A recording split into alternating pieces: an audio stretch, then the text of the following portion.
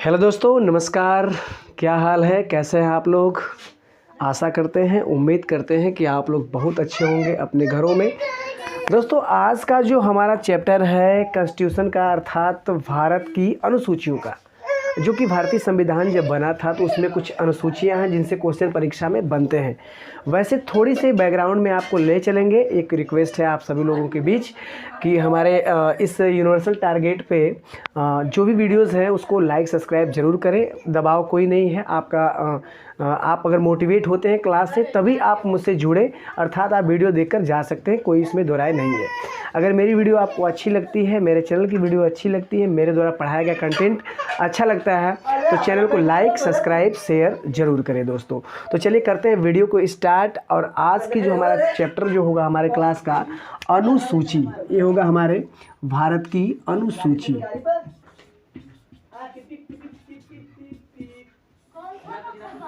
देखिए, अनुसूचियों की बात कर लेते हैं। थोड़ा सा आपको मैं ले चलूँगा।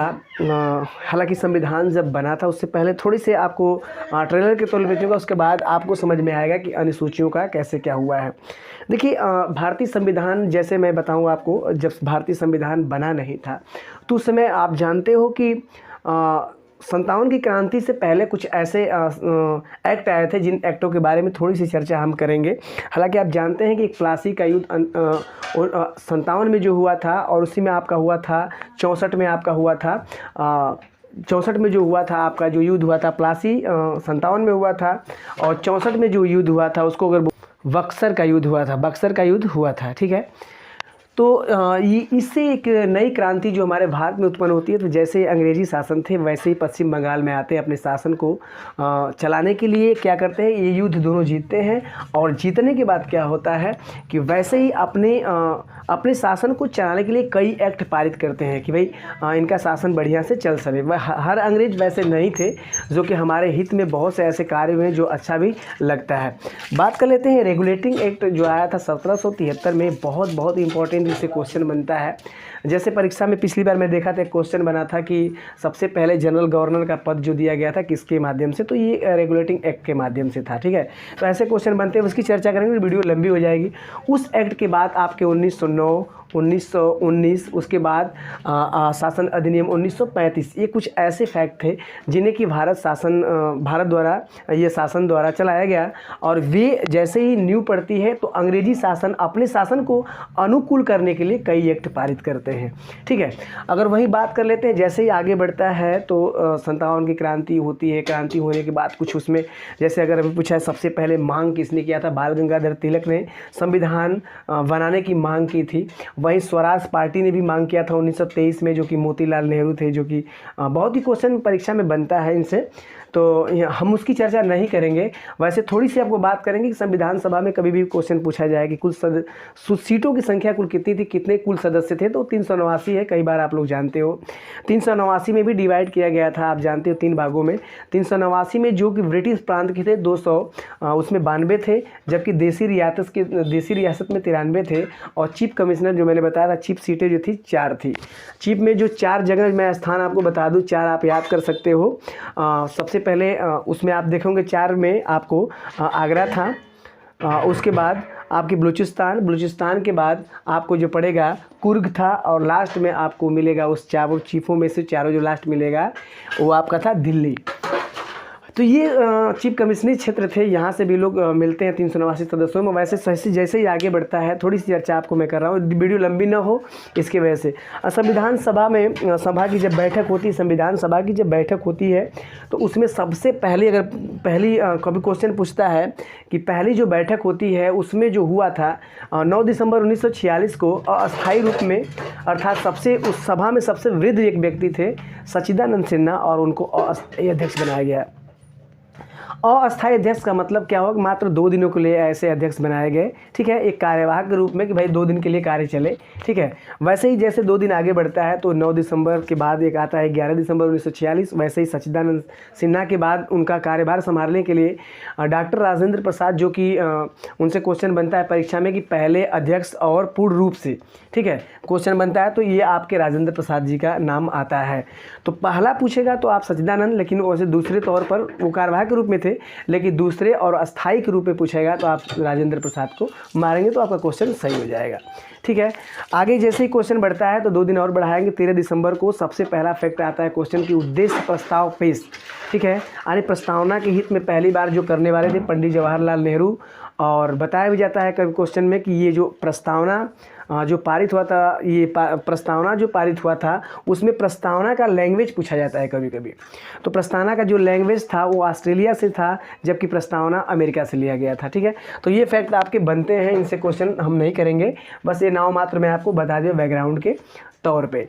थोड़ी सी बातें सुन लेंगे कि अनुसूचियों की संख्या क्या है। अनुसूचियों की संख्या कुल 12 है। पहले मूल संविधान में अनुसूचियों की जो संख्या थी वो 8 थी, लेकिन 4 ऐसे संशोधन किए गए जिसमें 4 बढ़ा दिया गया, टोटल 12 अनुसूचियाँ हो गई।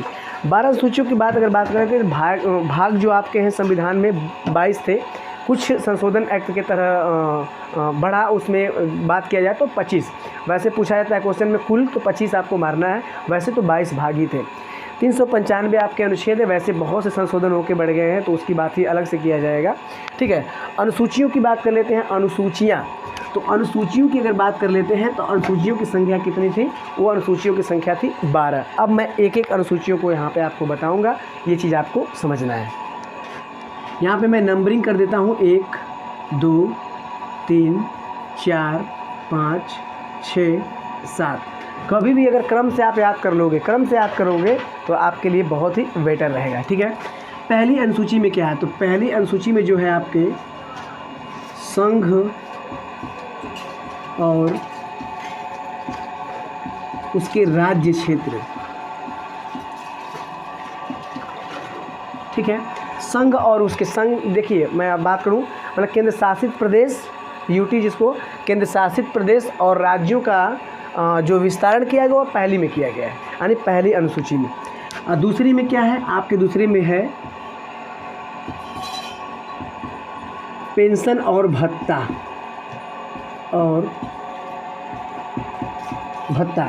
अर्थात पेंशन की बात किया गया है। ठीक है, पेंशन की बात किया गया है कि भाई जो आपके राष्ट्रपति होते हैं, प्रधानमंत्री होते हैं, महान्यायवादी होते हैं, जो जजेस होते हैं, उनके पेंशन भत्ते की बात जो किया गया है दूसरी अनुसूची में किया गया है। तीसरी अनुसूची से क्वेश्चन बनता है कि भाई शपथ, ठीक है, पद ग्रहण करते समय,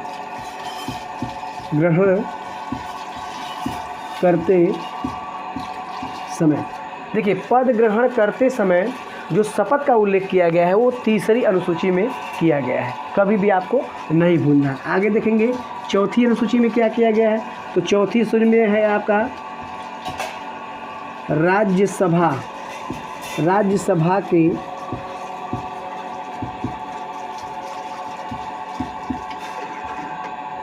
राज्यसभा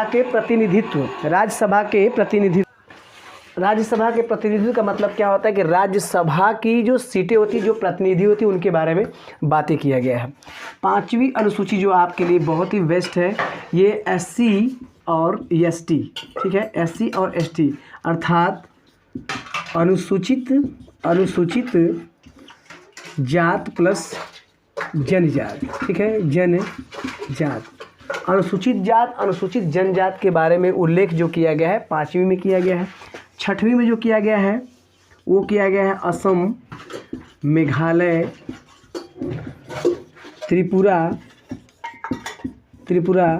और मिजोरम। ठीक है, त्रिपुरा और मिजोरम। और सातवीं अनुसूची बहुत ही इम्पॉर्टेंट है, इसमें आपके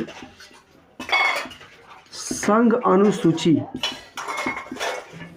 ठीक है, अर्थात इसको अनुसूची न लिखकर हम क्या लिख सकते हैं, सूची लिख सकते हैं। क्या, सूची लिख सकते हैं। कैसे भाई, ऐसे सूची। और दूसरा जो हो जाएगा आपका, दूसरे नंबर, ये पहले नंबर पर है संघ सूची, दूसरे नंबर पर राज्य सूची, और तीसरे नंबर पर है आपकी समवर्ती। ठीक है, समवर्ती सूची। कभी भी क्वेश्चन पूछा जाता है कि 7वीं अनुसूची में किसका उल्लेख है। 7वीं अनुसूची में 3 सूचियों का उल्लेख है। पहले संघ सूची अर्थात केंद्र सूची इसको बोलते हैं, उसके बाद राज्य सूची और उसके बाद समवर्ती सूची। भाई इनका कुछ नियम होगा, संघ सूची केंद्र का कुछ नियम होगा, कुछ विषय होंगे, ठीक है। क्वेश्चन क्या बनता है इसको थोड़ा सा ध्यान देंगे। कभी भी क्वेश्चन पूछता है कि आपके इसमें संघ सूची में पहले कितने विषय थे, ठीक है, पहले कितने विषय थे। तो पहले आपके इसमें थे 97, ठीक है, लेकिन अब कितने हो गए हैं 100, यानी कि विषय की बात कर लेते हैं तो यहाँ पे इसमें पहले 97 था, अब 100 है। अगर वहीं राज्य सूची की बात कर लेते हैं, राज्य सूची की अगर बात कर लेते हैं तो राज्य सूची में मात्र 2 बातें किया गया है। पहले क्या था 66 था, अब कितना हो गया है 61। अगर वही बात कर लेते हैं ये कम हो गया।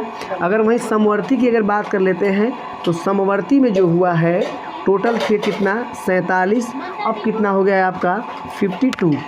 सब्जेक्ट की बात कर लेते हैं, ये सब्जेक्ट यानी कि किस किस सब्जेक्ट पे ये सूचियाँ काम करती हैं यहाँ से, ठीक है। तो यहाँ पे संघ सूची होगी, राज्य सूची, समवर्ती। समवर्ती सूची क्यों है थोड़ा सा इसको समझिएगा। देखिए संघ सूची और राज्य सूची की बात कर लेते हैं, ये जो भी नियम बनाते हैं उन दोनों नियमों का काम इसमें किया जाता है। अर्थात जैसे सपोज दैट मान लीजिए शिक्षा में राज्य सूची भी काम करती है और केंद्र सूची भी काम करती है। ये दोनों रोल जो दिया गया है समवर्ती सूची को, ठीक है। तो कुछ ऐसे रोल हैं जो समवर्ती सूची को दिया गया है। कभी भी क्वेश्चन परीक्षा में अगर बनता है आपसे कि संघ सूची में किन किन विषयों का वर्णन है, वैसे तो 97 100 मैंने बताया था, ठीक है। 97 100 में अगर कभी भी क्वेश्चन पूछता है कि कौन कौन, तो पहला जो आप कभी भी क्वेश्चन बनेगा आपका पहला वाला जो हो जाएगा विदेशी मामले। जैसे कभी अंतर्राष्ट्रीय नदियाँ हो गई, ठीक है, और अंतर्राष्ट्रीय संधि होगी, विदेशी मामले हो गए, बैंकिंग सेवा हो गई, जल हो गया। वही पूछा गया जल, ये इससे क्वेश्चन जो बनता है परीक्षा में कभी भी जंगल नहीं, जंगल तो इसमें नहीं हो सकता है, जंगल इसमें नहीं हो सकता, लेकिन आपके जल जो है इसी में हो सकते हैं, ठीक है। परिवहन किस में हो सकता है, इसी में। वायु किस में हो सकते हैं, इसी में, ठीक है। वायु इसी में। युद्ध का जो वर्णन होता है, अंतर्राष्ट्रीय जो युद्ध होते हैं किसका है, संघ यानी केंद्र सूची में इसका वर्णन है, ठीक है। तो यहाँ से परीक्षा में क्वेश्चन बनता है, रेल से भी, परिवहन से भी बनता है, ठीक है। वहीं इसकी बात करते हैं राज्य सूची में, इसका अलग से वीडियो बनाना पड़ेगा, ट्रिक के माध्यम से मैं बना दूंगा, आप लोग याद कर सकते हैं, कोई उसमें दिक्कत नहीं है।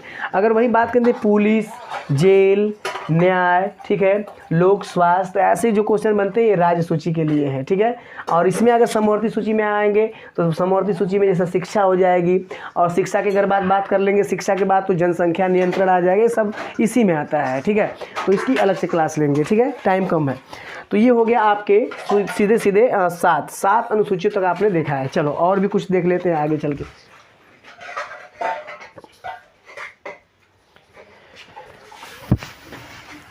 सात के बाद हम 8वीं नंबर पे चलेंगे। 8वीं अनुसूचियों को 8 नंबर में देखेंगे कैसे आप याद कैसे कर सकते हैं। भाई आप बताने के लिए तो बहुत से क्लास मिल जाएंगे, आप पढ़ सकते हो, कैसे आप इसे देखोगे, ठीक है।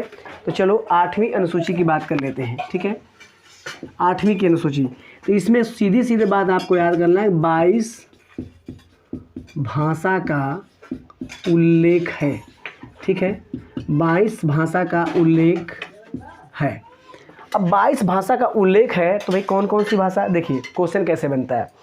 मूल संविधान, क्वेश्चन पूछेगा कि मूल संविधान में कुल कितनी भाषा, तो कभी भी क्वेश्चन पूछता है मूल संविधान में, ठीक है, मूल संविधान में पूछेगा कुल कितनी भाषाएं थी, तो 14 थी, ठीक है। मूल संविधान में 14 प्लस 1 किया गया, तो ये वाला जो 1 किया गया था इनसे क्वेश्चन परीक्षा में बनता है 21वां संशोधन, ठीक है। 21वां संशोधन के तहत, अच्छा 21वां संशोधन कब हुआ था, 1967 में हुआ था, ठीक है। यानी कि 1 प्लस हुआ 15 हो गए। कौन सी भाषा थी, तो भाषा क्या थी भाई, ये भाषा जो आपकी थी वो थी आपकी सिंधी, ठीक है। आपकी कौन सी भाषा थी, सिंधी भाषा थी, ठीक है। 21वां संशोधन के तहत 1 जुड़ गया, इसमें 15 हो गई भाषा, ठीक है। और कब हुआ, 1967 में।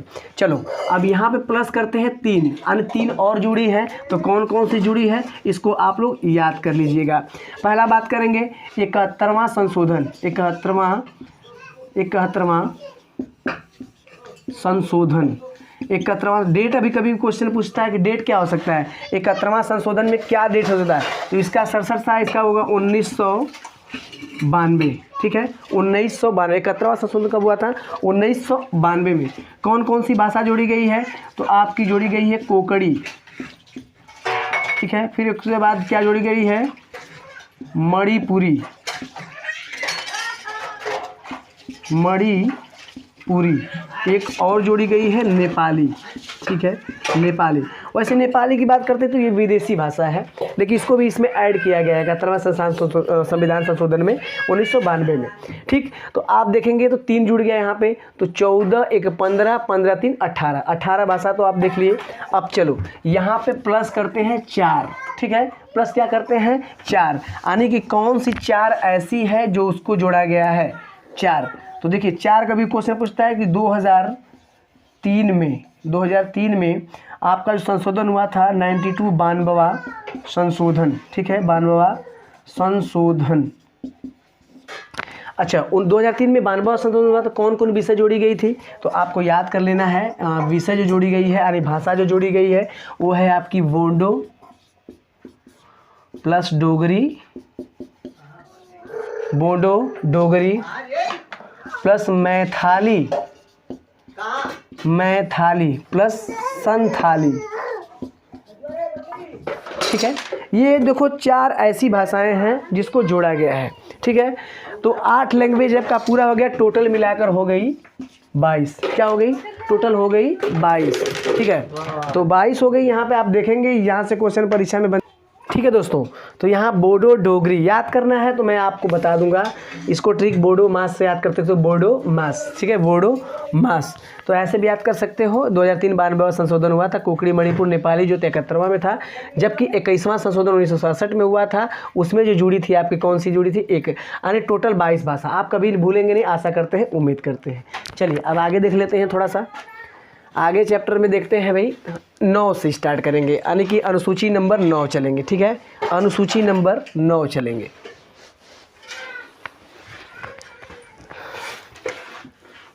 देखिए अनुसूची 9 की बात कर लेते हैं। तो पहली बात आपको याद करना है भूमि सुधार, ठीक है भूमि सुधार, ठीक है भूमि सुधार।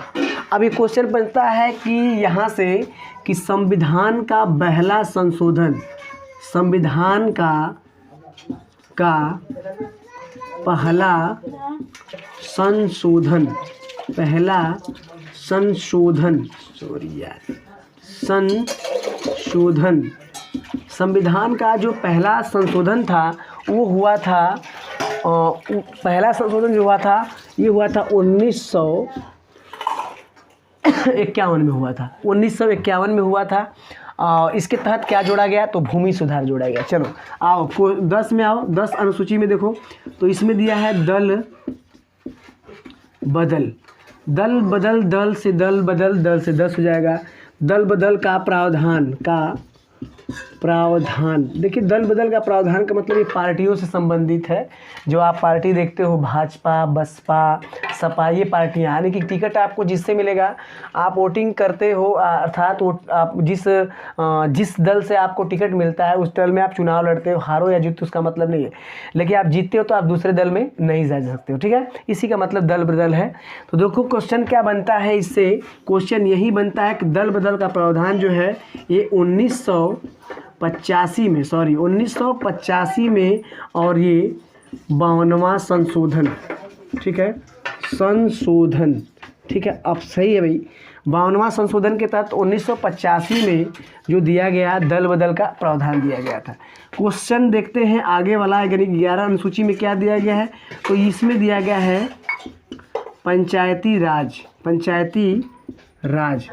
पंचायती राज का मतलब आप जानते हो, पंचायती राज जो आपके सबसे छोटा स्तर है पंचायती राज। इसमें आप देखेंगे कि ग्राम स्तर पर, जिला स्तर पर, क्षेत्र पंचायत स्तर पर चुनाव त्रिस्तरीय जिसको बोलते हैं, बलवंत राय मेहता समिति इसको आई थी, इसको दी भी थी। तो पंचायती राज से क्वेश्चन क्या बनता है कि ये 1992 और 73वां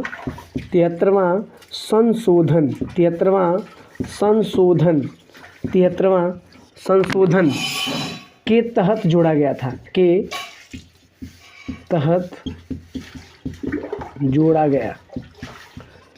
है 73वां संशोधन के तहत जोड़ा गया। एक क्वेश्चन और क्या बनता है कि इसमें विषय कितने होते हैं, तो इसमें विषय जो है 29, ठीक है, विषय कितने हैं 29, ठीक है, विषय कितने हैं 29। बात क्लियर से समझिएगा। पंचायती राज 1992 73वां संशोधन के तहत जोड़ा गया। पंचायती राज को 11वीं अनुसूची बना दिया गया। कब? ये 29 विषय इसमें सम्मिलित है, ये आप नोट कर लीजिएगा। और आज का लास्ट जो 12वीं अनुसूची है, इसको आप लोग जरूर देखेंगे। 12वीं अनुसूची से क्या क्वेश्चन बनता है? नगर निगम प्लस नगर पालिका, नगर पालिका प्लस नगर पंचायत, नगर पंचायत। जैसे मैंने 11वीं में आपको बताया था पंचायती राज जो कई स्तर होते हैं, तो गांव स्तर पर पंचायती राज होता है, जबकि ये आप देखेंगे शहरों स्तर पर नगर निगम होता है। और जिसको आप सुने होंगे मेयर और होते हैं, मेयर का चुनाव होता है उसमें, और सीटों के हिसाब से आवंटन होता है। तो ये आपको मिलेंगे 12वीं अनुसूची में। कैसे? इसको आप ध्यान दीजिएगा। तो 1993, ठीक है, और कौन सा भाई? 74वां संशोधन, 74वां संशोधन के तहत, ठीक है, जोड़ा गया, ठीक है, जोड़ा गया। कभी भी क्वेश्चन पूछता है कि सब्जेक्ट अर्थात विषय कितने हैं, तो 18 विषय हैं, ठीक है, कितने हैं? 18 विषय हैं, ठीक। तो ये अनुसूचियों का प्रावधान जो है, कैसे अनुसूचियाँ बढ़ी हैं, ये चीज़ आप नोट कर लीजिएगा। बाकी बहुत सी क्लासें आपको मिलेगी, लेकिन इसमें आपको याद कर सकते हैं डेट बाय डेट कैसे बढ़ा हुआ है, ये भी याद कर सकते हैं। थोड़ा सा घबराएं नहीं आप लोग, याद करने का तरीका सभी लोग भूलते हैं, हम भी भूल जाते हैं, ठीक है, लेकिन आपको क्लास लेना है तो प्रैक्टिस करना पड़ता है, तभी तो क्लास हो पाएगी। अर्थात आपको भी पढ़ना है और एग्ज़ाम में बैठना, तो आप भी पढ़ोगे तभी होगा। भूल तो बहुत, ये जो कि एक स्वाभाविक क्रिया है स्टूडेंट की लाइफ में कि भूल होना चाहिए, ठीक है। आप भूलोगे तभी आप पकड़ सकते हो कि मैं क्वेश्चन क्या बन रहा है, ठीक है। तो आपके अगर क्वेश्चन बनता है कि संविधान में कुल अनुसूचियों की संख्या कितनी है, टोटल 12 है। मूल संविधान में कितनी थी? 8 थी। 4 को सार संशोधन के तहत, ठीक है, 4 ऐसी अनुसूचियाँ हैं जो संशोधनों के तहत बढ़ा दी गई, कुल मिला के 12 हो गई, ठीक है। तो आशा करते हैं, उम्मीद करते हैं दोस्तों कि ये क्लास आपको बहुत ही बेस्ट लगी होगी। वैसे हमने कि आपके विषय में तो आपके विषय में हम तो नहीं जानते हैं, लेकिन जिस तरह बेसिक तौर पे आपको ये बताया है, आशा करते हैं, उम्मीद करते हैं कि ये वीडियो आपको पसंद आएगी। थोड़ी कमियां हो सकती है, तो इसके लिए आप लोग थोड़ा सा इग्नोर करिएगा और अगली वीडियो मिलेंगे। आज के लिए इतना ही, धन्यवाद।